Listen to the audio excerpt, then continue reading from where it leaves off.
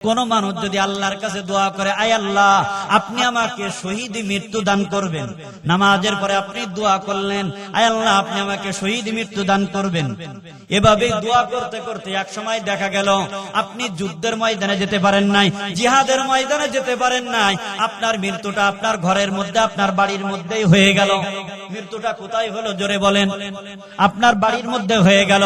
আমার পয়গম্বর সাল্লাল্লাহু আলাইহি সাল্লাম বলেন, বাল্লাগাহুল্লাহু মানাজিলা শুহাদা, আল্লাহ পাক রব্বুল আলামিন তাকে শহীদি মর্যাদা পৌঁছায়া দিবেন, শহীদি মর্যাদা তাকে দান করে দিবেন। ওয়া ইম্মা তাআলা ফিরাশিহি, যদিও আল্লাহর বান্দা তার ঘরের মধ্যে, তার ঘরের বিছানায় তার মওত হয়ে যায়, কিন্তু সব সময় আল্লাহর কাছে শহীদি মৃত্যু কামনা করার কারণে ঘরের মধ্যে মৃত্যু হওয়ার পরেও আল্লাহ তাআলা জিহাদের ময়দানে গেলে আল্লাহু আকবার শহীদ হলে যেই মর্তবা, ডাইরেক্ট হাকিকি শহীদ না হইলেও শহীদের হুকুমে তাকে আল্লাহু আকবার ওই মর্যাদার মধ্যে তাকে পৌঁছায়া দিবে। আল্লাহ পাক রব্বুল আলামিনের ভালোবাসা কিসের মাধ্যমে হবে? নবীর অনুসরণের মাধ্যমে হবে। আর নবীর অনুসরণ কিসের মাধ্যমে হবে? নবীর তরিকা মতো চললে হবে না, তরিকার বাহিরে চললে হবে? জোরে বলেন। কুল ইন কুনতুম তুহিব্বুনাল্লাহ ফাত্তাবিউনি ইউহিব্বুকুমুল্লাহ। আমার পয়গম্বর আপনি আপনার উম্মতদেরকে বলে দেন, সারাটা দিন যদি কোনো মানুষ বলে আয় আল্লাহ আপনাকে ভালোবাসি, আপনাকে ভালোবাসি, সারাটা দিন আপনি আপনার জবানের মধ্যে আওলাইলেন আল্লাহ আপনাকে ভালোবাসি, নামাজের সময় নামাজ আদায় করলেন না, রমজান মাস আসলে আপনি একটা রোজাও রাখলেন না, আপনার উপরে হজ ফরজ কিন্তু আপনি হজ করার জন্য গেলেন না, বুঝে থাকলে বলুন আল্লাহু আকবার। আল্লাহ পাক রব্বুল আলামিনের হুকুম থাকার পরেও আদায় না করার কারণে সারাটা দিন যদি বলেন আয় আল্লাহ আমি আপনাকে ভালোবাসি, আপনাকে ভালোবাসি, বলুন ভালোবাসার হক আদায় হবে? আরো জোরে বলেন, কেন আদায় হবে না? আল্লাহ পাক রব্বুল আলামিন যে থিওরি দান করেছেন ওই থিওরি অনুযায়ী পড়ে না, এজন্য আদায় হবে না। এই কথাটা বোঝানোর জন্য ছোট্ট একটা উদাহরণ আপনাদেরকে দেই। আপনাদের এলাকাটা কৃষি প্রবণ এলাকা, এই জায়গার মধ্যে বেশি আপনারা কি করেন? কৃষি চাষ করেন, জমিনের মধ্য থেকে বীজ রোপণ করেন, ফসল ফলান, যারা ধান চাষ করেন চাষীদের মধ্য থেকে বেছে বেছে কিছু চাষীদের ধান সরকার ক্রয় করে নেয় বীজ হিসাবে, কি করার জন্য? মানুষদের কাছে বিতরণ করার জন্য। এই বীজগুলা যে সরকার আপনাদের কাছ থেকে গ্রহণ করে, এই বীজগুলা যখন নাকি আপনাদের থেকে সরকার নেয় তখন বীজগুলা একটা মেশিনের মধ্য দিয়ে পরীক্ষা করে। কি করে জোরে বলেন? আরো জোরে বলেন। আমি যতটুকু শুনেছি ততটুকুই আপনাদেরকে বলছি। ওই মেশিনের মধ্যে যখন ধানটা দেয়, এই ধানটার অবস্থা হলো এমন, মেশিন যদি বলে কারেক্ট তাহলে আপনার ধান সরকার নিবে, মেশিন যদি বলে ধানটা পরিপূর্ণভাবে শুকনা না তাহলে কি করবে না? ধান সরকার নিবে না। পার্থক্য কোথায় একটু বুঝার চেষ্টা করুন, একটু বুঝে নেন। এই ধানটা শুকানোর সময় যদি আপনি মাটির উপরে রেখে ধানটা শুকান, একদিন, 2 দিন, 3 দিন, 5 দিন, ধান শুকাইতে শুকাইতে ধানের মধ্যে যতটুকুনি রস ছিল, যতটুকুনি পানি ছিল সব শুকায় ফেলছেন। এরপরেও নাকি ওই মেশিনের মধ্যে দিলে ধানকে ওকে বলে না। যেই ধানগুলি সরকার নেয় ওই ধানগুলি পাকার উপরে নাকি শুকাইতে হয়। পাকার উপরে শুকানোর পরে ধানের মধ্যে যদি অল্প রস বাকি থাকে, এরপরেও মেশিন বলে এইটা ওকে, তখন ওইটা সরকার কিনে নেয়। পার্থক্যটা কোথায় বলেন? থিওরি অনুপাতে মিলে গেছে, মেশিন ওকে বলেছে। থিওরি অনুপাতে মিলে নাই, মেশিন ওকে বলে নাই। কিন্তু ধানটা আপনি মাটির উপরে খুব ভালো করে শুকাইছেন, থিওরি অনুপাতে না হওয়ার কারণে ভালো করে শুকানোর পরও কাজ হবে না। অনেক কষ্ট আর মেহনত করার পর দুনিয়ার জিন্দেগিতে আপনি নামাজ আদায় করলেন, সব কিছু করলেন, অনেক কষ্ট করে করলেন, কিন্তু আমার পয়গম্বরের তরিকা অনুযায়ী না হওয়ার কারণে কাল কিয়ামতের ময়দানে আপনার আমল কাজে লাগবে। আরো জোরে বলেন, কাজে লাগবে না। এজন্য আল্লাহ পাক রব্বুল আলামিন বলেন, পয়গম্বর আপনি বলে দেন, ইন কুনতুম তুহিব্বুনাল্লাহ ফাত্তাবিউনি ইউহিব্বুকুমুল্লাহ।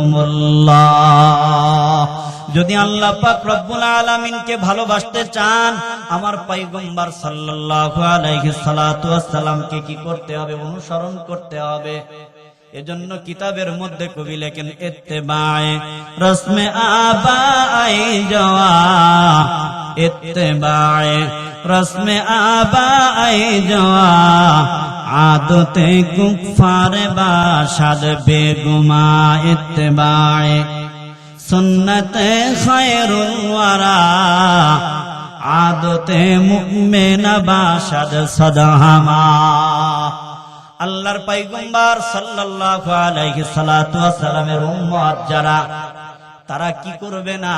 বাপ দাদাদের থিওরি অনুযায়ী চলার চেষ্টা করবে না। হুজুর এটা আপনি কি বলেন? এই আমল তো এভাবে আমার বাপ দাদা 14 গোষ্ঠী এভাবেই করে আসছে, এভাবেই যদি না হয় তাহলে হুজুর কি করতে পারবো না? এই আমল করতে পারবো না। দরকার হইলে মসজিদের মধ্যে নামাজও পড়বো না। কত জায়গার মধ্যে কত কিছু নিয়ে দ্বন্দ্ব আছে বাংলাদেশের মধ্যে, কি বলেন, আছে কিনা? কত জায়গায় দেখবেন টুপি, কেউ লম্বা টুপি মাথায় দেয়, কেউ গোল টুপি মাথায় দেয়, কেউ কিস্তি টুপি মাথায় দেয়। কত জায়গার মধ্যে দেখবেন দোয়াল্লিন না জোয়াল্লিন এগুলা নেই, আছে কিনা? কত জায়গার মধ্যে দেখবেন হাত বুকের উপরে বাঁধবে নাকি হাত নাভির উপরে বাঁধবে। এক জায়গার মধ্যে মারামারি শুরু হয়ে গেছে, হাত কোন জায়গার মধ্যে বাঁধবে, বুকের উপরে নাকি নাভির উপরে। এই গন্ডগোল চলতেছে ওই জায়গার মধ্যে। একজন লোক রাস্তা দিয়ে যাচ্ছে, নামাজ পড়ার দরকার, মসজিদের মধ্যে ঢুইকা দেখে যে ওই জায়গার মধ্যে দুইজন গন্ডগোল আর ঝগড়া করতেছে। একজন কয় নাভির নিচে বাঁধতে হবে, আর একজন কয় না বুকের উপরে বাঁধতে হবে। কথা বলেন না কেন? এইটা নিয়ে অনেক জায়গায় মারামারি। আল্লাহর বান্দা মসজিদের মধ্যে ঢুকার পর যখন দেখলো দুইজন ঝগড়া বাঁধছে, নাভির উপরে বাঁধবে নাকি বুকের উপরে বাঁধবে, আল্লাহর বান্দা কপালের উপরে বাঁধছে। কোন জায়গার মধ্যে বাঁধছে? কথা বলেন না কেন? দুই হাত কপালের মধ্যে বাঁধছে। কয় কি ব্যাপার? পাশের থেকে আর একজন বলে, তুই কপালে কেন বাঁধলি? কয় আমি নাভির পক্ষেও না, আমি বুকের পক্ষেও না, এই জন্য আমি কপালে বাঁধছি, কারণ আমি ওর সঙ্গেও ঝগড়া করব না, এর সঙ্গেও করব। কথা বলেন না কেন? খোদার কসম করে বলছি, আমাদের মধ্যে উসুলি জিনিস, মৌলিক যে জিনিসগুলো আছে, এগুলার মধ্যে কারোর সঙ্গে দ্বন্দ্ব নাই। কোন আলেম আজ পর্যন্ত এই কথা বলে নাই নামাজ 5 ওয়াক্তর জায়গায় 6 ওয়াক্ত পড়তে হবে। কি বলেন? কেউ কি বলছে? আরো জোরে বলেন। একথা কেউ বলে না হবে অথবা 30টা হবে, এর বেশি কেউ কোনোদিন 31টাও বলে নাই, কেউ কোনোদিন 28টাও বলে নাই। কারণ পয়গম্বরের হাদিস হলো 29 অথবা 30টা হবে, আমার নবী হাদিসের মধ্যে জানায়া দিয়েছেন। এগুলার মধ্যে পার্থক্য নাই। হজের ফরজের মধ্যে আজ পর্যন্ত কেউ কি করতে পারে নাই, কম বেশি করতে পারে নাই। আল্লাহু আকবার। তাহলে মৌলিক জিনিস যেগুলা, এগুলার মধ্যে আমাদের সঙ্গে দ্বন্দ্ব নাই। দ্বন্দ্ব হলো এমন কিছু জিনিস যেই জিনিসগুলা সুন্নাত অথবা নফল। তাই হুজুর এমন অবস্থা, সুন্নাতের গুতায় ফরজ শেষ। কথা কয় না? সুন্নাতের গুতায় ফরজ শেষ। হুজুর বলছে কি করলে? মিসওয়াক করে নামাজ আদায় করলে কি হবে? মিসওয়াক করে নামাজ আদায় করলে নামাজের মধ্যে 70 গুণ সওয়াব বেশি হবে। আল্লাহর বান্দা বাড়ি যাওয়ার পর সকালে নিম গাছের উপরে উইঠা একটা খুব সুন্দর করে নিমের ডাল কি করছে? ভাঙছে। নিমের ডাল ভাঙ্গার পর আল্লাহর বান্দা একটা মিসওয়াক বানাইছে। তবে হুজুর মিসওয়াক যে কতটুক বানাইবে, যে মাপ বলছিল মাপটা মনে রাখে নাই। 1.5 হাত লম্বা একটা মিসওয়াক বানাইছে। কয় হাত লম্বা? জোরে বলে। দেড় হাত লম্বা একটা মিসওয়াক বানাইছে, মিসওয়াক নিয়ে মসজিদের মধ্যে যে মিসওয়াক করে যখন নাকি বুক পকেটের মধ্যে নিয়ে নামাজে দাঁড়াইছে, নামাজের মধ্যে যখন নাকি রুকু করার পর সেজদার মধ্যে গেছে, এক সেজদা থেকে উঠার পর মিসওয়াক সামনে যে ছিল তার কাপড়ে গুতা মাইরা আল্লাহু আকবার কি করছে, কাপড় উপরে তুইলা সতর আগলা কইরা দিছে। কি করছে জোরে বলেন, সতর কি করছে জোরে বলেন, আগলা কইরা দিছে। কয় হুজুর অবস্থা হলো এমন, সুন্নাতের পাওয়ার এত বেশি যে সুন্নাতের গুতায় ফরজ শেষ। কথা বলেন নাকি, হয় কি হয় না? পেশাব করে ঢিলা করা এটা আপনার সুন্নাত, কিন্তু পবিত্র হওয়া ফরজ। পবিত্র হওয়া কি জোরে বলেন না, পবিত্র হওয়া ফরজ। নামাজের যে ভিতরে বাহিরে 17টা ফরজ আছে, নামাজের বাহিরে 7 ফরজ, তার মধ্যে একটা হলো পবিত্র হওয়া। কি বলেন কথা ঠিক কিনা? পেশাব করে ঢেলা করেছেন, আপনি সুন্নাত আদায় করেছেন, পয়গম্বরের তরিকা না জানার কারণে এমন ভাবে আপনি কি করতেছেন, আপনি ঢিলা করতেছেন যে ওই জায়গা থেকে আপনার ভিতরের গোলালু আর বেগুন যায় আছে সব দেখা যায়। কথা কন না কে? সুন্নাতের গুতায় ফরজ, এই যুবকরা কও না কে সুন্নাতের গুতায় ফরজ শেষ। বিষয়টা এমন হলে চলবে না। সুন্নাত সুন্নাতের জায়গায় রাখা, ফরজকে ফরজের জায়গায় রাখা আপনাকে আমল করতে হবে। সুন্নাত আপনি পালন করবেন, তরিকা থাকতে হবে পয়গম্বর ইত্তেবায়ে সুন্নাতে খায়রুল ওয়ারা আদতে মুমিনা বাশাদ সাদাহামা।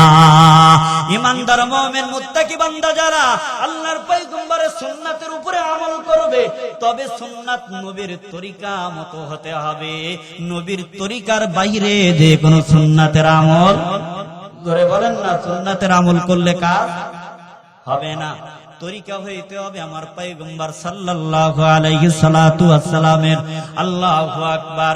হুজুরে পাক সাল্লাল্লাহু আলাইহি সাল্লাতু ওয়াস সালামের একটা হাদিস খুব ভালো করে খেয়াল করে নেন। আমার পয়গম্বর সাল্লাল্লাহু আলাইহি সাল্লাতু ওয়াস সালাম বলেন, ইযা হাযাবাহু আমরুন ফাযা ইলা সালাহ। পয়গম্বরের জবান দিয়ে ইরশাদ করেন, যখন নাকি তোমরা বিপদের মধ্যে পড়বা, দুনিয়ার মধ্যে এমন কোন মানুষ আছে বলেন, দুনিয়াদার বলেন, আল্লাহু আকবার, আখিরাতের উপরে আমল করে এমন মানুষ বলেন। প্রত্যেকটা মানুষের জীবদ্দশায় বিপদ বা মুসিবত আসতে পারে কি পারে না? বলেন না, পারে কি পারে না?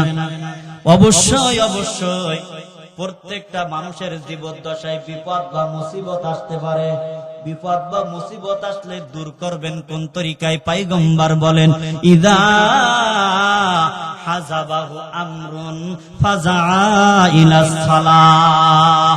পয়গম্বর সাল্লাল্লাহু আলাইহি সাল্লাতু ওয়াস সালাম বলেন, যখন তুমি দুনিয়াবি হিসাবে কোন বিপদের মধ্যে পড়ে যাবা, দেখবেন তারা নাকি দল করে সর্বপ্রথম বিপদে পড়ার সঙ্গে সঙ্গে নেতাকে খবর দেয়, ভাইজান অমুক জায়গার মধ্যে রাতে তার মধ্যে বিপদের মধ্যে পড়ে গেছি, আমাকে বিপদ থেকে উদ্ধার করো।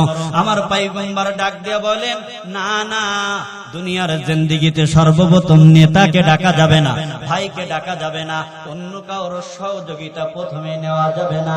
যখন বিপদের মধ্যে পড়ে যাবেন, সর্বপ্রথম আমার আল্লাহ পাক রব্বুল আলামিনের দরবারে হাজিরা দিতে হবে। কার দরবারে? জোরে বলেন, আরো জোরে বলেন। ফাযা ইলাস সালাহ। আমার পয়গম্বর সাল্লাল্লাহু আলাইহি সাল্লাতু ওয়াস সালাম বলেন, বিপদে পড়ার সঙ্গে সঙ্গে দ্রুত গতিতে নামাজের দিকে চলে যাও। কোন দিকে? আরো জোরে বলেন, নামাজের দিকে। ওযু করে 2 রাকাত নামাজ আদায় করেন। 2 রাকাত নামাজ আদায় করার পর আল্লাহর কাছে দোয়া করেন, আল্লাহ বিপদের মধ্যে পড়েছি, তুমি রব হিসাবে তোমার বান্দাকে সাহায্য করো। আল্লাহ পাক রব্বুল আলামিন যদি সাহায্য করে, আল্লাহ পাক রব্বুল আলামিন যখন আপনাকে মদদ করবে, পৃথিবীর কেউ নাই আপনাকে বিপদের মধ্যে লিপ্ত করে রাখবে। কি বলেন কথা ঠিক কিনা? আল্লাহর কাছে আগে দরখাস্ত দিয়ে নেন, এরপরে দুনিয়াবি হিসাবে আপনি তদবির করেন, মানা নাই, কোনো অসুবিধা নাই। বলছিলাম প্রত্যেকটা বিষয়ের মধ্যে নবীর তরিকা কি থাকতে হবে? জোরে বলেন, কি থাকতে হবে? নবীর তরিকা থাকতে হবে। যারা আল্লাহ পাক রব্বুল আলামিনের একানিষ্ঠ বান্দা বান্দি, তাদের দিলের মধ্যে সব সময় নবীর মহব্বত, নবীর মায়া, নবীর ভালোবাসা থাকে। থাকে কি থাকে না? জোরে বলেন না, থাকে কি থাকে না? থাকে। কেমন? আমাদের যত বুজুর্গ আকাবেরগণ চলে গিয়েছেন, সব সময় ওনারা আল্লাহর কাছে দোয়া করতেন, আয় আল্লাহ, আপনার মহব্বত চাই, আপনার নবীর মহব্বত, ভালোবাসা আমাদের দিলের মধ্যে আপনি দান করে দিবেন। আল্লাহর কাছে দোয়া করছে, আল্লাহ আল্লাহুম্মা ইন্না নাসআলুকা হুব্বাকা ওয়া হুব্বা নাবিয়িকা ওয়া হুব্বা মান ইউহিব্বুকা ওয়া হুব্বা মান ইউহিব্বু নাবিয়িক। আল্লাহ পাক রব্বুল আলামিনের কাছে আমাদের বুজুর্গগণ আল্লাহর কাছে দোয়া করছে, আয় আল্লাহ, বান্দা হিসাবে সারা দিন যদি চেষ্টা করি, সারা বছর যদি চেষ্টা করি, এরপরও কখনো মালিক তোমাকে ধরা সম্ভব না। কিন্তু তুমি যদি আল্লাহ আমাদের মধ্যে তোমার মহব্বত, মায়া, ভালোবাসা দান করে দাও, তাহলে তোমার সঙ্গে বন্ধুত্ব করতে আমাদের কষ্ট হবে। জোরে বলেন না, হবে না। এজন্য দোয়া করেন, আল্লাহুম্মা ইন্না নাসআলুকা হুব্বাকা, আয় আল্লাহ, আপনার মহব্বত, আপনার ভালোবাসা চাই। আল্লাহুম্মা ইন্না নাসআলুকা হুব্বাকা ওয়া হুব্বা নাবিয়িকা, আয় আল্লাহ, আপনার ভালোবাসার সঙ্গে সঙ্গে আপনার নবীর ভালোবাসা চাই, নবীর মহব্বত চাই। ওয়া হুব্বা মান ইউহিব্বুকা, শুধু আপনার এবং আপনার নবীর ভালোবাসা নয়, বরং জমিনের মধ্যে যেই মানুষগুলো আপনি আল্লাহকে ভালোবাসে, যেই মানুষগুলো আপনার পয়গম্বরকে ভালোবাসে, আয় আল্লাহ, আপনার ভালোবাসা, আপনার নবীর ভালোবাসা অন্তরের মধ্যে দেওয়ার সঙ্গে সঙ্গে ওই মানুষগুলার ভালোবাসাও আমাদের অন্তরের মধ্যে দান করে দিন। আরো জোরে বলুন না সুবহানাল্লাহ। এজন্য বুজুর্গরা জবানের মধ্যে বলতেন, কবি বা শায়ের ওনারা ওনাদের শেরের মাধ্যমে বলছে, না আমেরিকা না লন্ডন সে হো উলফাত, না আমেরিকা না লন্ডন সে হো উলফাত, হামে মস্তে মদিনা কর খুদায়া। আয় আল্লাহ, আপনি আমাদেরকে আমেরিকা, ব্রিটেন, জাপান, ওই দেশের মহব্বত আমাদের ভিতরে দিয়েন না। মানুষ তো আমেরিকায় যাওয়ার জন্য পাগল, ওই দেশে গেলে ডলার কামাই করতে পারবে, কি বলেন, কথা ঠিক কিনা? বরং আয় আল্লাহ, আপনি আমাদের অন্তরের মধ্যে, আল্লাহু আকবার, কি দান করবেন? আপনি আমাদেরকে মদিনার নবীর মায়া এবং মহব্বতের গোলাম বানায়া দেন। সবসময় এই দোয়া করতেন। ইমানদার মুমিন মুত্তাকি যারা, তারা এই দোয়া করবে। শুধু তাই নয়, আরো কি দোয়া করবে? এই দোয়া করবে। কোন দোয়া? আল্লাহুম্মা রযুকনি শাহাদাতান ফি সাবিলিক। হাদিসের মাধ্যমে এই দোয়ার সঙ্গে হাদিস কি আছে, মিল আছে। আল্লাহুম্মা রযুকনি শাহাদাতান ফি সাবিলিক ওয়াজআল মাউতি বিবালাদি নবিকা মুহাম্মাদিন সাল্লাল্লাহু আলাইহি সাল্লাতু ওয়াসসালাম। আয় আল্লাহ, দুনিয়ার জিন্দেগিতে আপনি আমাদেরকে মানুষ বানায় একটা জীবন দান করেছেন। প্রত্যেকটা মাখলুকের মধ্যে একটা জীবন আছে, আমাদের মধ্যেও একটা জীবন আছে। আছে কিনা? কথা বলেন না কেন? তাদেরও মৃত্যু হবে, আমাদেরও মৃত্যু হবে। কারণ জীবন আছে যার, মরণ আছে তার। আমাদের মৃত্যু হবে, তবে আমরা সাধারণভাবে আপনার কাছে মৃত্যু চাই না। গাড়ি অ্যাক্সিডেন্ট করে আয় আল্লাহ এই মৃত্যু চাই না। দেওয়াল ধসে মৃত্যু দিবেন এমন মৃত্যু চাই না। আগুনের মধ্যে পড়ে মৃত্যু দিবেন এমন মৃত্যু চাই না। আয় আল্লাহ সাপে কামড়ায় মৃত্যু হয় এমন মৃত্যু চাই না। হঠাৎ মৃত্যু চাই না। আয় আল্লাহ, আপনি আমাদেরকে মৃত্যু দান করবেন। আল্লাহুম্মা রযুকনি শাহাদাতান ফি সাবিলিক। আয় আল্লাহ, আপনি আমাদেরকে মৃত্যু দান করবেন, শহীদ মৃত্যু। কোন মৃত্যু? আরো জোরে বলেন, কোন মৃত্যু? শহীদ মৃত্যু দান করে দিবেন। ওয়াজআল মাউতি বিবালাদি নবিকা মুহাম্মাদিন সাল্লাল্লাহু আলাইহি সাল্লাতু ওয়াসসালাম। আয় আল্লাহ, শহীদ মৃত্যু দান করবেন এবং সাথে সাথে আমার মরণটা যেন মদিনাতুর রাসূল, আমার পয়গম্বর যেই মাটিতে ঘুমায় আছে, ওই মাটির মধ্যে, ওই শহরের মধ্যে আমার মরণ দান করে দিবি। প্রত্যেকটা মুমিন, মুত্তাকি, যুবক, বৃদ্ধ, প্রত্যেকের এই আশা থাকা দরকার। আছে কিনা? জোরে বলেন না আছে কিনা? কারা কারা চায় আল্লাহু আকবার বলে হাত তুলেন যে আমাদের মৃত্যুটা যেন মদিনার মাটিতে হয়। কারা কারা আল্লাহু আকবার? আয় আল্লাহ, আপনি এই যুবক এবং বৃদ্ধ বাবাজিদেরকে কবুল করে নেন। তাদের আশা আকাঙ্ক্ষা যে আপনার মদিনাতুর রাসূলের শহরে তাদের জন্য মৃত্যু হয়, আপনি কবুল করে নেন। সকলেই বলুন আমিন। মাঝে মধ্যে অনেক আকাবির মুরব্বীরা আল্লাহর পয়গম্বরের দেশে মৃত্যু হোক, মদিনা শহরে মৃত্যু হোক, এজন্য নিজের ঘর বাড়ি আত্মীয় স্বজন সব কিছু ত্যাগ করে নবীর রওজা আতহারের পাশে যে জীবন কাটিয়ে দিচ্ছেন। কি করছেন জোরে বলেন? জীবন কাটিয়ে দিচ্ছেন। আল্লাহু আকবার। কিন্তু যাই করেন না কেন, শুধু দিলে দিলে মোহাব্বত করলে হবে না, নবীর সুন্নাত মতো জিন্দেগি যাপন করতে হবে। तुको जाओ सुन्नतो अहमद को जा, तुको जाओ सुन्नतो अहमद को जा, बा मुहम्मद कई बद निस्बत तोरा। নবীর মুহাব্বতের দাবি করলেন, কিন্তু আপনার খাওয়ার মধ্যে নবীর সুন্নাত নাই, চলার মধ্যে নবীর সুন্নাত নাই, পোশাকের মধ্যে নবীর সুন্নাত নাই, কোনো কিছুর মধ্যে নবীর সুন্নাত নাই। এভাবেই যদি নবীর আশিক দাবি করা হয়, তাহলে কি নবীর আশিক হওয়া যায়? কথা বলেন না কে? নবীর আশিক হওয়া যাবে? দেখেন আশিক কে ছিল? ইমামে দারুল হিজরা হযরত ইমাম মালিক রাহমাতুল্লাহ আলাইহি, উনি পয়গম্বর সাল্লাল্লাহু আলাইহি সাল্লাতু ওয়াস সালামের আশিক ছিলেন। এমন আশিক ছিলেন, আল্লাহর কাছে দোয়া করতেন, আয় আল্লাহ, আমার নবীর দেশে যেন আমার মৃত্যুটা হয়, নবী যেই জায়গার মধ্যে শুয়ে আছে ওই জায়গার মধ্যে যেন আমার মৃত্যুটা হয়। এজন্য ইমাম মালিক রাহমাতুল্লাহ আলাইহি উনি কি করেছেন? আল্লাহু আকবার, আল্লাহর কাছে দোয়া করার সঙ্গে সঙ্গে ঘর বাড়ি আত্মীয় স্বজন নিজের পরিবার পরিজন সবকিছু ছেড়ে চলে গেছেন। কোন জায়গার মধ্যে? ওই মদিনা তৈয়বার মধ্যে চলে গেছেন। মদিনার মধ্যে যায়া হুজুরে পাক সাল্লাল্লাহু আলাইহি সাল্লাতু ওয়াস সালামের রওজা আতাশের পাশে ইমাম মালিক রাহমাতুল্লাহ আলাইহি কান্নাকাটি করে যে আল্লাহ পাক রব্বুল আলামিন যেন ওই জায়গার মধ্যে হযরত ইমাম মালিক রাহমাতুল্লাহ আলাইহির মৃত্যু দান করে। কিন্তু মাঝে মধ্যে মনে চায় যে আমি এই জায়গা থেকে একটু বের হয়ে যাই, কিন্তু দিলের মধ্যে এই খেয়াল ওনার আসে, আয় আল্লাহ, যদি আমার পয়গম্বর সাল্লাল্লাহু আলাইহি সাল্লাতু ওয়াস সালামের রওজা আতহার থেকে আমি বাইরে বের হয়ে যাই, আর ইতিমধ্যে যদি আমার মরণ হয়ে যায়, তাহলে তো আমি নবীর আল্লাহু আকবার রওজার পাশে আমার মৃত্যুটা হলো না, নবীর শহরে আমার মৃত্যুটা হবে না। এজন্য আল্লাহর কাছে কান্না করতেন আর বলতেন, আয় আল্লাহ, আপনি আমার মৃত্যুটা আমার নবীর রওজায় আতহার যেই জায়গার মধ্যে আছে এই জায়গার মধ্যে দান করে। কে জোরে বলেন? ইমাম মালিক রাহমাতুল্লাহ আলাইহি। জোরে বলেন কোন আল্লাহর বান্দা? হযরত ইমাম মালিক রাহমাতুল্লাহ আলাইহি। ওনারা পয়গম্বর সাল্লাল্লাহু আলাইহি ওয়াসাল্লামের সঠিক আশিক ছিলেন। ইমাম মালিক রাহমাতুল্লাহ আলাইহি হুজুরে পাক সাল্লাল্লাহু আলাইহি ওয়াসাল্লামকে মদিনার মধ্যে থাকা অবস্থায় হঠাৎ একদিন রাতের মধ্যে ঘুমের মধ্যে ইমাম মালিক রাহমাতুল্লাহ আলাইহি স্বপ্ন দেখতেছেন। ইমাম মালিক রাহমাতুল্লাহ আলাইহির সঙ্গে হুজুরে পাক সাল্লাল্লাহু আলাইহি ওয়াসাল্লামের সঙ্গে সাক্ষাৎ হয়ে গেছে। কি হয়েছে জোরে বলেন? আরো জোরে বলেন। কোন জায়গার মধ্যে?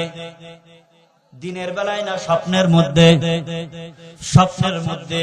হুজুরে পাক সাল্লাল্লাহু আলাইহি ওয়াসাল্লামের স্বপ্ন যদি কোনো মানুষ দেখে, খোদার কসম করে বলছে, আমার নবীকে যে স্বপ্ন দেখবে সে বাস্তবে আমার নবীকেই স্বপ্ন দেখছে, অন্য কিছুকে স্বপ্ন দেখে নাই। কারণ হুজুরে পাক সাল্লাল্লাহু আলাইহি ওয়াসাল্লামের স্বপ্ন যেই দেখবে স্বপ্নটা বাস্তব। স্বপ্নটা কি জোরে বলেন? আরো জোরে বলেন। স্বপ্নটা বাস্তব, এটা আমার কথা না। পয়গম্বর সাল্লাল্লাহু আলাইহি ওয়াসাল্লাম বলেন, মান রাআ ফিল মানামি, মান রাআ ফিল মানামি ফাকাদ রাআনি, ইন্না শাইতানা লা ইয়াতামাসসালু সূরাতি।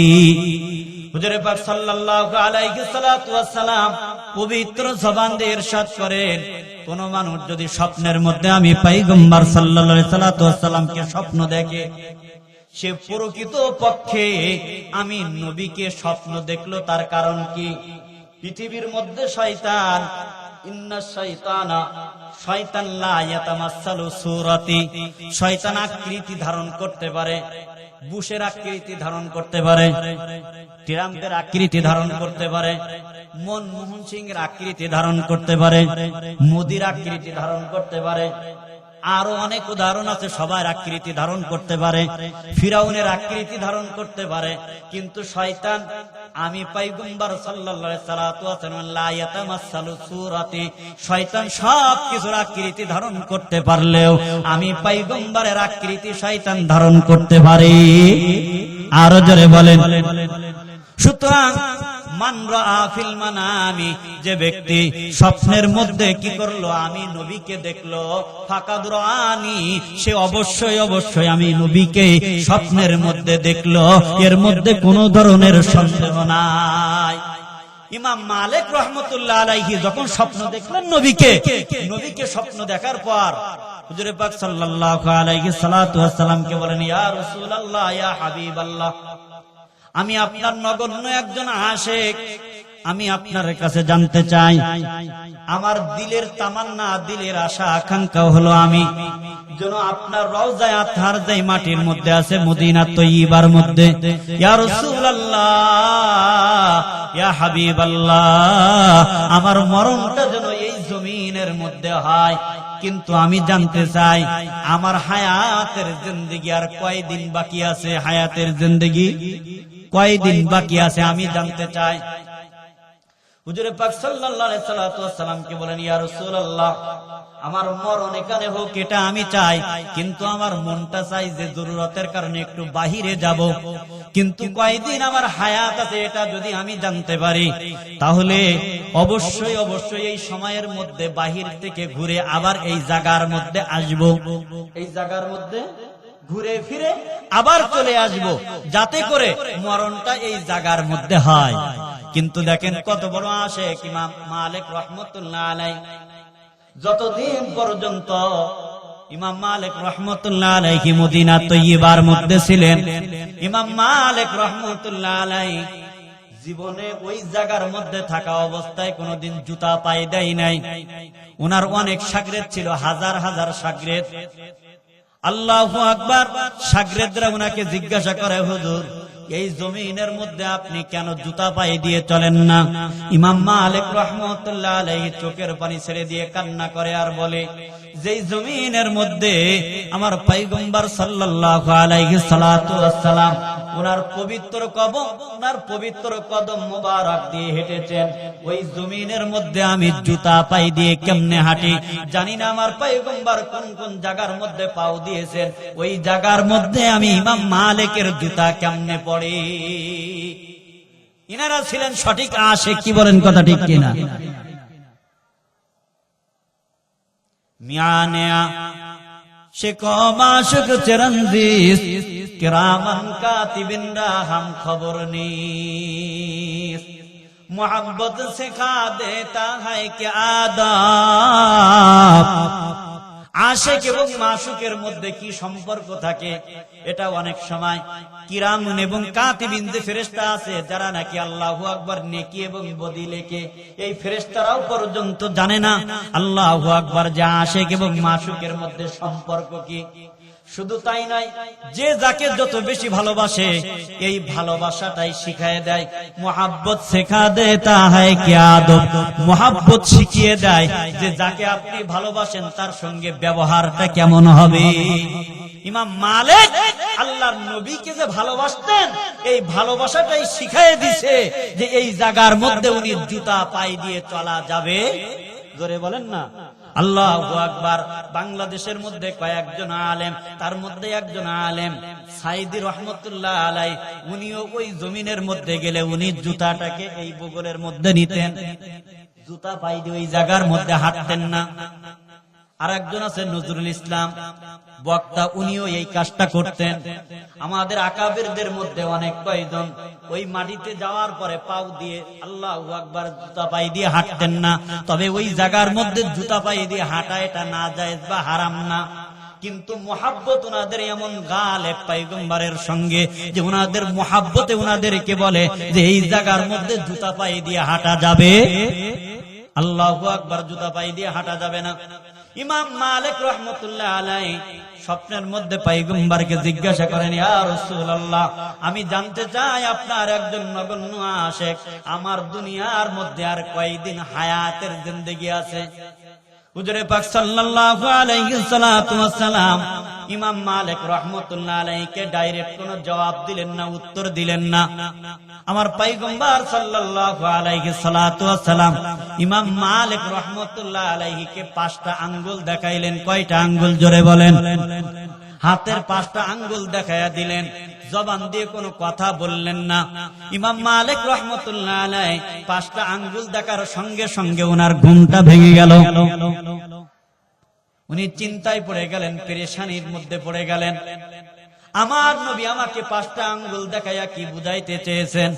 আমার নবীকে এটা বুঝাইতে চেয়েছেন যে আমার হায়াতের জিন্দেগি আর 5 সেকেন্ড অথবা 5 মিনিট অথবা 5 দিন অথবা 5 সপ্তাহ অথবা 5 মাস অথবা 5 বছর অথবা 5 যুগ বাকি আছে। কোনটা? কিছুই তো বুঝলাম না। স্বপ্নের ব্যাখ্যার জন্য যিনি স্বপ্নের ব্যাখ্যা দিতে পারে তার কাছেই যাওয়া লাগবে। তৎকালীন যুগে সবথেকে উত্তম বা ভালো স্বপ্নের ব্যাখ্যা যিনি দিতেন ওনার নাম হলো রইসুল মুআব্বিরিন হযরত ইমাম আল্লামা ইবনে শিরিন রাহমাতুল্লাহ আলাইহি।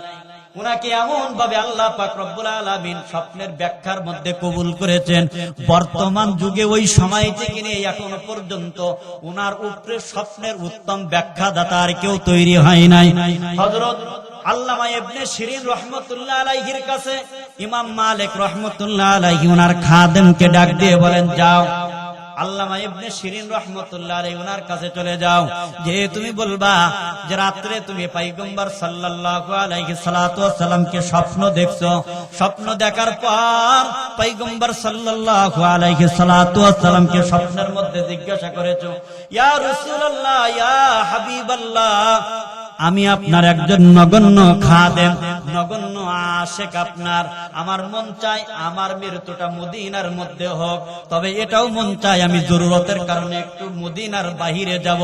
আমার মন চায় আমার হায়াতের জিন্দেগি কয়দিন আছে। ইয়া রাসূলুল্লাহ, ইয়া হাবিবাল্লাহ, আপনি একটু আমাকে জানায়া দেন এই কথাটা যে আল্লামা ইবনে শিরিন রাহমাতুল্লাহ আলাইহিকে তুমি জিজ্ঞাসা করবা। কে বলতেছেন? ইমাম মালিক রাহমাতুল্লাহ আলাইহি বলতেন খাদেমকে। আল্লাহু আকবার। ইমাম মালিক রাহমাতুল্লাহ আলাইহি খাদেমকে আল্লামা ইবনে শিরিন রাহমাতুল্লাহ আলাইহির কাছে পাঠানোর পর আল্লামা ইবনে শিরিন রাহমাতুল্লাহ আলাইহি যখন এই কথাটা শুনলেন খাদেমের মুখ থেকে, সঙ্গে সঙ্গে উনি বললেন যে তুমি এই জায়গা থেকে চলে যাও, হয়তো সত্য কথা বলবা, অন্যথায় তুমি এই জায়গার মধ্য থেকে চলে যাও। খাদেম বলে, হুজুর কেন? ভাই তোমার মতো মানুষ এই স্বপ্ন দেখতে পারে না। এই স্বপ্নটা যেই ব্যক্তি দেখবে ওই ব্যক্তি এই জগতের মধ্যে বর্তমান সময়ের মধ্যে সবথেকে বিজ্ঞ বা বড় আলেম হবে। বুঝে থাকলে জোরে জোরে বলুন না সুবহানাল্লাহ। তোমার মতো মানুষ এই স্বপ্ন দেখতে পারে না, যে স্বপ্নটা দেখবে সে এই সময়ের মধ্যে জগৎ বিখ্যাত আলেম হবে। খাদেম বুঝলেন যে যদি সত্য কথা না বলি বিপদ আছে, কথা বাড়ানো যাবে না। খাদেম চলে গেলেন ইমাম মালিক রাহমাতুল্লাহ আলাইহির কাছে। ইমাম মালিক রাহমাতুল্লাহ আলাইহি খাদেমের কথা শোনার পর খাদেমকে বলতেছে, আমি চাইছিলাম আমাকে গোপন রাখার জন্য, কিন্তু আল্লাহ পাক রব্বুল আলামিন যখন গোপন রাখবে না, যাও চলে যাও, তুমি যে আমার কথাটাই বলো যে আমি স্বপ্নটা দেখেছি। আল্লামা ইবনে শিরিন রাহমাতুল্লাহ আলাইহি যখন শুনলেন যে স্বপ্নটা দেখছে ইমাম মালিক রাহমাতুল্লাহ আলাইহি, তখন আল্লামা ইবনে শিরিন রাহমাতুল্লাহ আলাইহি এখন বলতেছেন যে হ্যাঁ, এবার ঠিক আছে, এই স্বপ্ন দেখলে ইমাম মালিকই দেখতে পারে, তোমার মতো খাদেম এই স্বপ্ন কখনোই দেখবে না। ইমাম মালিক রাহমাতুল্লাহ আলাইহির কথা যখন শুনছে, তো তখন আল্লামা ইবনে শিরিন রাহমাতুল্লাহ আলাইহি বলতেছে, এবার শোনো স্বপ্নের ব্যাখ্যা। আল্লাহ পাক রব্বুল আলামিন ওনার পয়গম্বর সাল্লাল্লাহু আলাইহি সাল্লাতু ওয়াস সালামকে 5টা আঙ্গুল দেখায়া এই বিষয়টা জানাতে চেয়েছেন। এই যে 5টা আঙ্গুলের 5টা বিষয় আছে দুনিয়ার মধ্যে, যেই 5টা বিষয় পৃথিবীর মধ্যে আল্লাহ পাক রব্বুল আলামিন ছাড়া পৃথিবীর কোন গাউস কুতুব, পৃথিবীর কোন আল্লাহু আকবার ওলি তো জানে না, এমনকি আল্লাহ পাক রব্বুল আলামিনের পয়গম্বররা জানে না। নবী পাঁচটা আঙ্গুল দিয়ে বুঝাইতে চেয়েছেন, ইমাম মালিক আমার কাছে জানতে চেয়েছো যে তোমার হায়াতের জিন্দেগি কয়দিন বাকি আছে। ওই পাঁচটা জিনিসের মধ্যে একটা আছে হলো হায়াতের জিন্দেগি। মানুষের এই দুনিয়ার মধ্যে কে কয়দিন বাঁচবে এটা আল্লাহ পাক রব্বুল আলামিন ছাড়া পৃথিবীর কেউ বলতে পারে? আরো জোরে বলেন আল্লাহ পাক রব্বুল আলামিন। আল্লাহু আকবার। পয়গম্বর সাল্লাল্লাহু আলাইহি সাল্লাতু ওয়াসসালাম ইশারা দিয়ে সূরাতুল লুকমানের শেষের যে আয়াত আছে আয়াতের দিকে ইঙ্গিত করেছেন, ইন্নাল্লাহা ইনদাহু ইলমুস সাআ ওয়া ইউনাজ্জিলুল গায়থা ওয়া ইয়ালামু মা ফিল আরহাম وما تدري نفس ماذا تكسب غدا وما تدري نفس بأي أرض تموت إن الله عليم خبير। الله أكبر বলেন। আল্লাহ পাক রব্বুল আলামিন বলেন, পৃথিবীর মধ্যে পাঁচটা জিনিস এমন আছে যে পাঁচটা জিনিসের জ্ঞান আল্লাহ পাক রব্বুল আলামিন বাদে পৃথিবীর কোন ওলি আউলিয়া গাউস কুতুব এমনকি পয়গম্বররাও জানে না। পাঁচটা জ্ঞানের মধ্যে প্রথম নাম্বার হলো ইন্নাল্লাহা ইনদাহু ইলমুস সাআ, কিয়ামতের জ্ঞান। কিসের জ্ঞান? জোরে বলেন। কিয়ামতের জ্ঞান। কিয়ামত কোন দিন হবে? পয়গম্বর সাল্লাল্লাহু আলাইহি সাল্লাতু ওয়াসসালাম হাদিসের মধ্যে কিতাবুল ফিতানের মাধ্যমে মিশকাত শরীফ, বুখারী শরীফ, অন্যান্য হাদিসের কিতাবের মধ্যে কিছু কিছু বিষয় জানিয়ে গেছেন যে এইরকম হবে, এই বিষয়টা হবে, শুক্রবার হবে, জুমার দিন হবে, মুহররম মাসের 10 তারিখ হবে, কিন্তু নির্দিষ্ট ভাবে কোন দিন হবে, কিভাবে হবে, এটা একমাত্র আল্লাহ পাক রব্বুল আলামিন ছাড়া পৃথিবীর কেউ জানে? আরো জোরে বলেন। তাহলে এক নম্বর হলো কিয়ামতের জ্ঞান। কিয়ামত কোন দিন হবে, কোন সময় নির্ধারিত একমাত্র আল্লাহ পাক রব্বুল আলামিন জানে, পৃথিবীর কেউ জানে না। ওয়ায়ুনাজ্জিলুল গায়স, আল্লাহ পাক রব্বুল আলামিন বৃষ্টি কোন জায়গার মধ্যে, কোন জমিনের মধ্যে, আল্লাহু আকবার, কতটুকু দিবেন, কতটুকু পরিমাণ দিবেন, কোন জায়গার মধ্যে দিবেন, কখন দিবেন, এই যে জ্ঞান পৃথিবীর মধ্যে কারোর নাই, কেউ বলতে পারে না। যদি জানতো আওয়ামী লীগরা যে বৃষ্টি অমুক জায়গার মধ্যে হবে, কথা বলেন না কেন, যত কষ্ট করে হোক তাহলে ওই জায়গার মধ্যে থেকে বিএনপির জমিনে যাতে পানি না পড়ে তারা ঠেকাইতো, কথা কন না কেন? যদি বিএনপি জানতো তাহলে আওয়ামী লীগদের জমিনের মধ্যে যাতে কারোর ফসল না হয় এই জন্য ওখানে ফেলাইতে দিত না, কথা বলেন না কেন? আল্লাহ পাক রব্বুল আলামিন এমন ভাবে জমিনটাকে বিছানা বানিয়ে দিয়েছেন, যেই বিছানার মধ্যে দুশমন এবং দোস্ত সকলেই বরাবর। আল্লাহ পাক রব্বুল আলামিন নাফরমানের জমিনের মধ্যে বৃষ্টি দান করেন, আবার ইমানদার মুমিন মুত্তাকি তার জমিনের মধ্যেও আমার আল্লাহ বৃষ্টি দান করেন, কথা বলেন না কেন? অনেক সময় তো দেখা যায় আল্লাহ পাক রব্বুল আলামিন ইমানদারকে পরীক্ষা করার জন্য ইমানদারের থেকে যারা নাকি নামাজ পড়ে না, যারা নাকি আল্লাহু আকবার দুনিয়ার মধ্যে ভালো কাজ করে না, মসজিদের ধারে কাছেও যায় না, তাদের দেখা যায় অনেক সময় টাকা পয়সা বেশি হয়, কি হয় না? ইমানদার তোমরা এইগুলা দিকে মন খারাপ করিও না, কারণ পয়গম্বর সাল্লাল্লাহু আলাইহি ওয়াসাল্লাম হাদিসের মাঝে ইরশাদ করেছেন, দুনিয়ার মধ্যে যদি তুমি তাকাইতে হয় তাহলে তুমি সব সময় আল্লাহু আকবার আমলের দিকে, যে সবথেকে তোমার থেকে বেশি উপরে। আপনি মাগরিবের নামাজ আদায় করেন, আমিন পড়েন না, তাহলে ইমানদার মুমিন ব্যক্তির কাজ হবে হলো, আয় আল্লাহ আমি মাগরিবের ফরজ নামাজ আদায় করি কিন্তু আমিন পড়তে পারি না, অমুক ভাই আমার আমিন পড়ে, তার মতো আমাকে আমিন পড়ার যোগ্যতা দান করে দাও। আমি সূরাতুল ওয়াকিয়া পড়ি না কিন্তু অমুক ভাই পড়ে, আয় আল্লাহ তুমি আমাকে উনার মতো কোরআন পড়ার তৌফিক দান করে দাও। আল্লাহু আকবার আমলের ক্ষেত্রে যে আপনার থেকে সব থেকে উপরে সব সময় তার দিকে খেয়াল করবেন, তাহলে আল্লাহ পাক রব্বুল আলামিনের শুকর আসবে। আর দুনিয়ার দিক থেকে যে আপনার থেকে নিচে আছে, আপনি 5 ওয়াক্ত ভাত সঠিকভাবে খাইতে পারেন, নিজে কষ্ট করে ইনকাম করে আপনার খানা আপনি খাইতে পারেন। আর একজন দেখবেন নিজে খাইতে পারে না, মানুষের কাছে চেয়ে চেয়ে খায়। হয় কি হয় না? মাঝে মধ্যে আসবার সময় ট্রেনের সফরের মধ্যে এক জায়গার মধ্যে চট্টগ্রাম নামলাম। যখন নাকি ট্রেনের মধ্যে উঠবো, পাশে এরকম ভাবে নর্দমার মধ্যে দেখি এক আল্লাহর বান্দা, চেহারাটা আমার থেকে অনেক সুন্দর, সব কিছু ভালো আল্লাহর বান্দার, কিন্তু গায়ের পোশাকটা অনেক খারাপ। পোশাকের দিকে তাকানোর মধ্যে যাচ্ছে না। আল্লাহু আকবার। মাথার চুলগুলা এলোমেলো, অনেক খারাপ, মনে হয় কতদিন গোসল করে নাই। কিন্তু আল্লাহর বান্দা দেখলাম ওই জায়গার মধ্যে বসে বসে ওই ট্রেনের মধ্যে হাতের মধ্যে একটা রুটি আছে, চুবাইতেছে আর খাইতেছে। রুটিটা ওই ময়লা পানির মধ্যে চুবাইতেছে আর খাইতেছে। আল্লাহর বান্দার দিকে তাকায়া চোখের পানি ফেলাইতেছি আর কাঁদতেছি আর বলতেছি, আল্লাহ, দুনিয়ার জিন্দেগিতে তুমি আমি ফারুকি তার থেকে বেশি সুন্দর না, কিন্তু আমার আকলটা তুমি ঠিক রাখছো, যার কারণে আমি ওই ময়লার ড্রেনে হাজার না লক্ষ টাকা দিলে ওই জায়গার থেকে একটু পানি আমি মুখের মধ্যে দিব না। আর আল্লাহর বান্দার ব্রেনটা তুমি নষ্ট করে দিছো, এই জন্য ওই পাগল ওই জায়গার মধ্যে রুটিটা ড্রেনের মধ্যে ভিজায় আর খায়। কি বলেন, কথা ঠিক কিনা? আল্লাহু আকবার। যখন আপনার থেকে নিচু মানুষের দিকে তাকাইবেন তখন আল্লাহর শুকর আসবে। এজন্য দুনিয়ার দিকে সবসময় নিচু ব্যক্তিদের দিকে তাকাইবেন, আর আখিরাতের দিকে সবসময় উঁচু ব্যক্তিদের দিকে তাকাইবেন। আল্লাহু আকবার। কোন জায়গার থেকে কথা আসছে যে জমিনের মধ্যে কোন জায়গার মধ্যে কোন সময় কখন বৃষ্টি হবে একমাত্র আল্লাহ পাক রব্বুল আলামিন ছাড়া পৃথিবীর কেউ জানে না।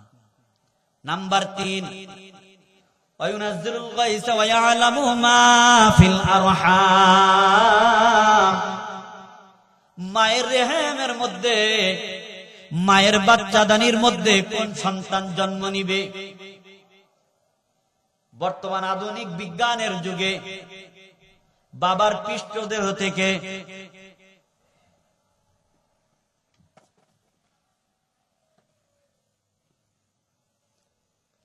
সংক্ষেপ করে ফেলতেছে, বাবার পৃষ্ঠদেহ থেকে বীর্য অথবা শুক্রকণিকা গুলি মায়ের বাচ্চাদানির মধ্যে যাওয়ার পর ওই বীর্য দিয়ে কি হবে, ছেলে হবে নাকি মেয়ে হবে, পৃথিবীর কোন বিজ্ঞান বলতে পারে না। যখন নাকি এটা 40 দিন পর পর একটা গঠনের মধ্যে আসে, এরপর কি করে কম্পিউটার দিয়ে যেভাবে হোক এটা আলট্রাসাউন্ড বা যেটাই বলেন, এটার মাধ্যমে পরীক্ষা করে তারপরে জানতে পারে এটা ছেলে নাকি মেয়ে। কিন্তু ওই জায়গার মধ্যে যখন নাকি বীর্যটা যায়, এই বীর্য দিয়ে ছেলে অথবা মেয়ে হবে কিনা ফেরেশতারাও জানে না। হুকুম পালনকারী ফেরেশতারা তারা আল্লাহু আকবার, আল্লাহ পাক রব্বুল আলামিনের কাছে জানতে চায়, আয় আল্লাহ, এই বীর্য দিয়ে ছেলে হবে নাকি মেয়ে হবে? ছেলে এবং মেয়ে হওয়ার পর ওইটা নেককার হবে নাকি বদকার হবে, সৌভাগ্যবান হবে নাকি দুর্ভাগ্যবান হবে? এর কি দেখি বিস্তারিত আল্লাহ পাক রব্বুল আলামিনের কাছে জিজ্ঞাসা করে।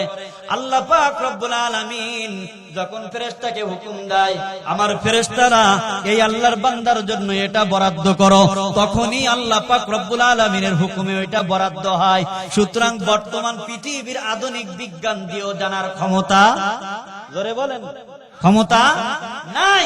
একমাত্র এই সন্তান নেককার হবে নাকি বদকার হবে, ছেলে হবে নাকি মেয়ে হবে, একমাত্র আল্লাহ পাকই জানেন। আল্লাহু আকবার। ওয়া ইয়ালামু মা ফিল আরহাম ওয়া মা তাদরি নাফসুম মাযা তাকসিবু গাদা। আল্লাহ পাক রব্বুল আলামিনের পয়গম্বর যে 5টা আঙ্গুল দেখাইছেন, চতুর্থ নাম্বার হলো, এখন আপনি এই জমিনের মধ্যে আছেন, আজকে রাত্রে কি দিয়ে খানা খেয়েছেন? যারা খানা খেয়েছেন তাদেরকে যদি জিজ্ঞাসা করি, বাপজান ও যুবক ভাই কি দিয়ে খেয়েছেন, তারা বলতে পারবেন।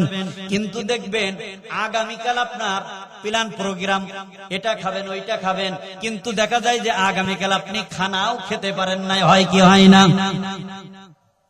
মাযা তাকসিবু গাদা, কি কামাই করবেন, কি উপার্জন করবেন, কি খাইবেন, এ সম্পর্কে যতই আপনি আয়োজন করেন না কেন, কিন্তু সবকিছু করার পর আপনি জীবনেও বলতে পারবেন না যে এটাই করতেই পারবো, এটাই খেতে পারবো, এটাই কামাই করতে পারবো। কি বলেন, কথা ঠিক কিনা? নাম্বার 5, বিআই আরদিন তামুত, আল্লাহ পাক রব্বুল আলামিনের পয়গম্বর পাঁচটা আঙ্গুল দেখায়া পঞ্চম নম্বরে এটা বুঝাইতে চেয়েছেন কোন জমিনের মধ্যে কার মৃত্যু হবে, কখন মৃত্যু হবে, কোন সময় মৃত্যু হবে, এটা আল্লাহ পাক রব্বুল আলামিন ব্যতীত পৃথিবীর কোন মানুষ জানে? আরো জোরে বলেন। যদি আপনি জানেন যে অমুক বাজারের মধ্যে গেলে আপনার মরণ হবে, আপনি কি যাবেন? আপনি যদি জানেন ঢাকা যাইতে যে গাড়ি অ্যাক্সিডেন্ট করে মারা যাবেন, আপনি কি যাবেন? যাবেন না। আপনি যদি জানেন হাসপাতালে ভর্তি হওয়ার সঙ্গে সঙ্গে মরণটা হয়ে যাবে, জীবনও আপনাকে আল্লাহু আকবার কেউ হাসপাতালে নিতেই পারবে না, হবে কি হবে না? বিআই আরদিন তামুত ইন্নাল্লাহা আলিমুন খাবীর। কোন জমিনের মধ্যে মৃত্যু হবে এটা কেউ জানে না, কিন্তু আল্লাহ পাক রব্বুল আলামিনের পয়গম্বর সাল্লাল্লাহু আলাইহি ওয়াসাল্লাম বলেন, ইযা কাযাল্লাহু লিআবদিন আইয়ামুতা বিআরদিন জালাল্লাহু ইলাইহা হাজাতান। পৃথিবীর মধ্যে কোন জমিনের মধ্যে যখন কোন মানুষের মৃত্যু আল্লাহ তাআলা নির্ধারণ করে রাখে, আপনার মৃত্যু যদি কোন জায়গার মধ্যে হবে, আপনার মৃত্যু আগুনের মধ্যে হবে, ওই আগুনের কাছে যাওয়ার জন্য আপনার মৃত্যু গাড়ি অ্যাক্সিডেন্ট করে হবে, ওই গাড়ির কাছে যাওয়ার জন্য আপনার মৃত্যু হাসপাতালের মধ্যে হবে, হাসপাতালে যাওয়ার জন্য আপনার মৃত্যু নদীর গর্ভের মধ্যে হবে, ওই জায়গায় যাওয়ার জন্য জাআলাল্লাহু ইলাইহা হাজাতান। পয়গম্বর সাল্লাল্লাহু আলাইহি সাল্লাম বলেন, আল্লাহ পাক রব্বুল আলামিন ওই জায়গায় যাওয়ার জন্য আপনার একটা প্রয়োজন সৃষ্টি করে দেয়, এমন ভাবে প্রয়োজন সৃষ্টি করে দেয় আপনাকে রশি দিয়ে বেঁধেও রাখলে কাজ হবে না, ওই প্রয়োজন মিটানোর জন্য আপনি ওই জায়গায় চলেই যাবেন। আমার কথা না, কার কথা জোরে বলেন? পয়গম্বর সাল্লাল্লাহু আলাইহি ওয়াসাল্লামের কথা। সুতরাং কোন জমিনের মধ্যে মৃত্যু হবে এটা আল্লাহ পাক ছাড়া কেউ জানে না। আল্লামা ইবনে শিরিন রাহমাতুল্লাহ আলাইহি বলেন যে ইমাম মালিককে বলো, আল্লাহর পয়গম্বর সাল্লাল্লাহু আলাইহি ওয়াসাল্লাম পাঁচটা আঙ্গুল দেখায়া এই জিনিস বুঝাইছেন।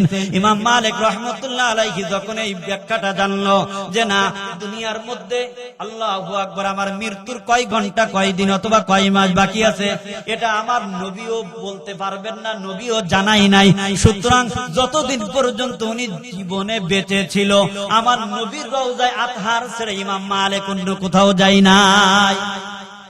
ইমাম মালিক রাহমাতুল্লাহ আলাইহি আজীবন আমৃত ওই জায়গার মধ্যে আমার নবীর রওজায়ে আতহারের পাশে থেকেই সময় কাটাইছেন। আল্লাহ পাক রব্বুল আলামিনের দয়ায় ওই জায়গার মধ্যে ওনার মরণ হয়ে গেছে। বুঝে থাকলে জোরে জোরে বলুন না সুবহানাল্লাহ। এজন্য আল্লাহ পাক রব্বুল আলামিনের কাছে দোয়া করবেন, আয় আল্লাহ, আল্লাহুম্মা রযুকনি শাহাদাতান, আয় আল্লাহ আপনি আমাকে শহীদি মর্যাদা দান করে দিবেন, ওয়াজআল মাউতি, এবং আমার মরণটা দান করবেন বিবালাদিন নবিকা মুহাম্মাদিন সাল্লাল্লাহু আলাইহি সাল্লাতু ওয়াসসালাম। আমার নবী যেই জায়গায় ঘুমায় আছে, যেই শহরের মাটিতে আমার নবী ঘুমায় আছে, আমার মরণটা ওই জায়গার মধ্যে আপনি দান করবেন। তাহলে এক নম্বর শহীদি মৃত্যু, দুই নম্বর নবী যেই জায়গায় ঘুমায় আছেন ওই জায়গায় মৃত্যুর জন্য দোয়া করবেন। একটা হাদিস বলেই আমি হয়তো সংক্ষিপ্ত করে দিব আলোচনা। আল্লাহর পয়গম্বর সাল্লাল্লাহু আলাইহি সাল্লাতু ওয়াসসালাম বলেন, শহীদি মৃত্যুর জন্য যদি দোয়া করেন তাহলে লাভটা কি হবে? وقال رسول الله صلى الله عليه وسلم من سأل الله الشهادة بصدق من سأل الله الشهادة بصدق بلغه الله منازل الشهداء وإن مات على فراشه। পয়গম্বর সাল্লাল্লাহু আলাইহি সাল্লাম বলেন, কোন মানুষ যদি আল্লাহর কাছে দোয়া করে, আয় আল্লাহ আপনি আমাকে শহীদ মৃত্যু দান করবেন, নামাজের পরে আপনি দোয়া করলেন, আয় আল্লাহ আপনি আমাকে শহীদ মৃত্যু দান করবেন, এভাবে দোয়া করতে করতে এক সময় দেখা গেল আপনি যুদ্ধের ময়দানে যেতে পারেন নাই, জিহাদের ময়দানে যেতে পারেন নাই, আপনার মৃত্যুটা আপনার ঘরের মধ্যে, আপনার বাড়ির মধ্যেই হয়ে গেল। মৃত্যুটা কোথায় হলো জোরে বলেন? আপনার বাড়ির মধ্যে হয়ে গেল। আমার পয়গম্বর সাল্লাল্লাহু আলাইহি ওয়াসাল্লাম বলেন, বাল্লাগাহুল্লাহু মানাজিলাশ শুহাদা, আল্লাহ পাক রব্বুল আলামিন তাকে শহীদি মর্যাদা পৌঁছায়া দিবেন, শহীদি মর্যাদা তাকে দান করে দিবেন। ওয়া ইন মাতা আলা ফিরাশিহি, যদিও আল্লাহর বান্দা তার ঘরের মধ্যে, তার ঘরের বিছানায় তার মওত হয়ে যায়, কিন্তু সব সময় আল্লাহর কাছে শহীদি মৃত্যু কামনা করার কারণে ঘরের মধ্যে মৃত্যু হওয়ার পরেও আল্লাহ তাআলা জিহাদের ময়দানে গেলে, আল্লাহু আকবার, শহীদ হলে যেই মর্তবা, ডাইরেক্ট হাকিকি শহীদ না হইলেও শহীদের হুকুমে তাকে আল্লাহু আকবার ওই মর্যাদার মধ্যে তাকে পৌঁছায়া দিবে। যারা আছেন হুজুরদের কথাগুলি শুনে শুনে আমল করেন, তাহলে দেখবেন এরকম 2-5 জন 10 জন 20 জন পাওয়া যাবে। কিন্তু এর বাইরে যে যদি বলে আলেমদের সহযোগিতা কারা করেন, আরো অনেক মানুষ পাওয়া যাবে কিনা? আলেমদের সহযোগিতা আপনারা সবসময় করেন কি করেন না? করেন তো ইনশাআল্লাহ। কারা করেন? আল্লাহু আকবার বলে হাত তুলেন। আয় আল্লাহ, যে হাতগুলো আসমানের দিকে তুলে দিয়েছে প্রত্যেকটা হাতকে আপনি কবুল করে নেন, বলুন আমিন। আরো জোরে বলুন আমিন। কয় হুজুর আপনি আমাদেরকে রশি দিয়ে বেঁধে তারপরে কি দিবেন? আটকায় তারপরে মোবিল দিবেন। বুঝতে পারছি ভাই, আপনাদেরকে আটকায় আমি অত কষ্ট দিব না। দূরের থেকে আসছি, মুসাফির মানুষ। আলেমদের সহযোগিতা যারা করবে কিয়ামতের ময়দানে, যখন আলেমদেরকে আল্লাহ পাক রব্বুল আলামিন ইজ্জত দান করবে, কি দান করবে? জোরে বলেন, আরো জোরে বলেন, কি দান করবে? ইজ্জত দান করবে। তখন এই আলেমরা আল্লাহ তাআলার কাছে দরখাস্ত করবে, আয় আল্লাহ, আজকে আপনি যারা আমাদেরকে দুনিয়ার মধ্যে ইজ্জত দান করেছিল, আমি আপনাদেরকে চাই, আপনার কাছে চাই, আলা মান ওয়াসালানি ওয়াসালাহুল্লাহ ইয়া রাব্বাল আলামিন।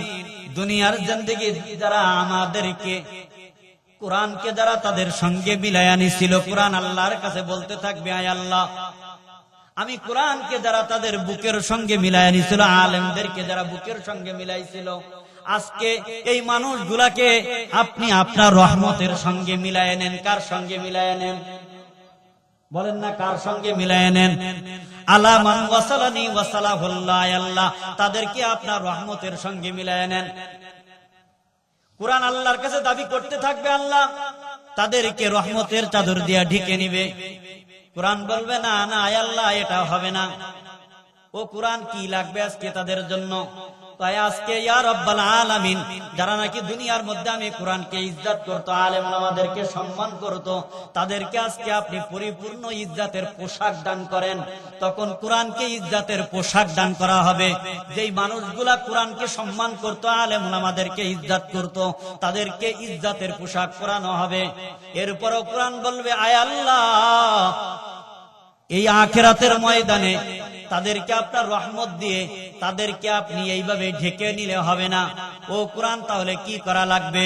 সেদিন কোরআন বলবে, আয় আল্লাহ, যেই মানুষগুলা দুনিয়ার মধ্যে কোরআনকে বুকে টেনে নিয়েছিল, কোরআনকে সম্মান করছিল, যারা কোরআনের আলেম তাদেরকে সম্মান করেছিল, মালিক আল্লাহ, আজকে আপনি হাসরের ময়দানে ওই মানুষগুলার উপরে আপনার সন্তুষ্টি, আপনার রাজি দান করে দেন। বুঝে থাকলে জোরে জোরে বলুন না সুবহানাল্লাহ। জান্নাতের মধ্যে আল্লাহ পাক রব্বুল আলামিনের সন্তুষ্টি থেকে উৎকৃষ্ট নিয়ামত আর কিছুই হবে না। জান্নাতীরা জান্নাতের সব নিয়ামত পাওয়ার পর জান্নাতের মধ্যে একটা জিনিসের জন্য আফসোস করবে, ওই জিনিসটা হলো আল্লাহ পাক রব্বুল আলামিনের সন্তুষ্টি।